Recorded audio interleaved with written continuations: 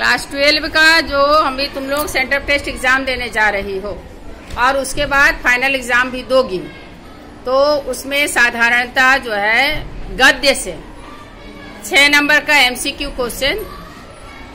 Question 6 number का गद्य से आता है, पद्य से 6 नंबर, हिंदी साहित्य का इतिहास उसमें से 5 नंबर का और शब्दावली में भी 5 नंबर उसी में आएगा 5 नंबर का। इस तरह से टोटल एमसीक्यू क्वेश्चन 22 नंबर का रहेगा।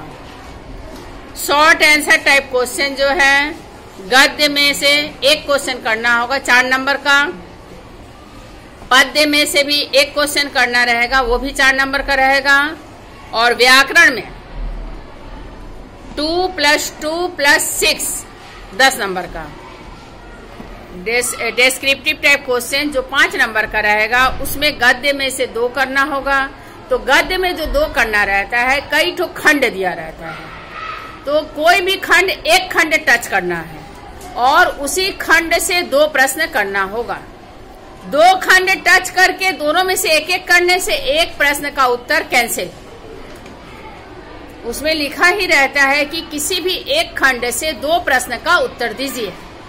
तो दूसरा आंसर तुमको नहीं भी आता है, थोड़ा बहुत भी आता है, तो वो थोड़ा बहुत लिख देना, लेकिन दूसरे खंड को टच मत करना, वो बेकार एकदम बेकार हो जाता है। तो इसी तरह से गद्य में से 2 क्वेश्चन करना होगा, 5-5 नंबर का रहेगा। 5-5 नंबर का रहेगा तो उसी आधार पर क्वेश्चन का आंसर बहुत बड़ा नहीं लिखना है। पद्य में से भी 5 नंबर का रहेगा, 2 क्वेश्चन करना है, 10 नंबर हो गया। हिंदी साहित्य के इतिहास में भी 2 क्वेश्चन अटेंड करना है, वो भी 5-5 नंबर का रहेगा। और रिपोर्टिंग या पत्र लेखन, तो रिपोर्टिंग वाला भी एक तो तैयारी है, पढ़ा चुके हैं।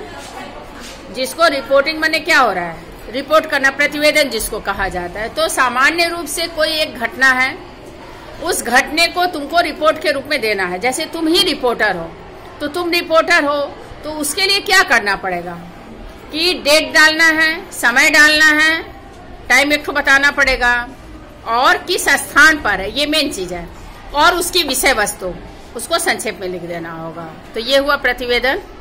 और पत्र लेखन आता है, तो पत्र लेखन में भी पढ़ना है कि किसको देना है, जिसको लिखना है उसका नाम देना होगा, डेट डाल देना होगा, जगह डाल देना होगा, बीच में जो विषय वस्तु जो क्वेश्चन दिया रहेगा उसी के आधार पर आंसर लिखेंगे, और लास्ट में अपना नाम, अपना एड्रेस, तारीख लिख देंगे।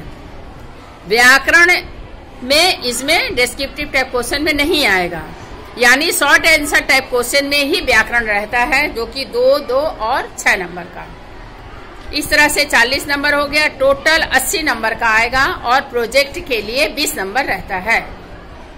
तो हिंदी साहित्य के इतिहास में जो सिलेबस है उसको भी कंप्लीट करना है, परिभाषिक शब्दावली है उसको भी कंप्लीट करना है।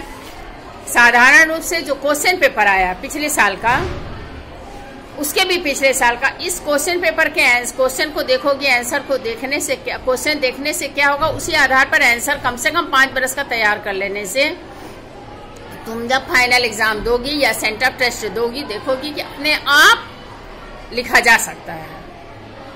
सबसे पहले सिलेबस 100% कंप्लीट करना है। जो सिलेबस है हिंदी का क्लास 12 का, जो भी सिलेबस है उसको पूरी तरह से कंप्लीट करना है।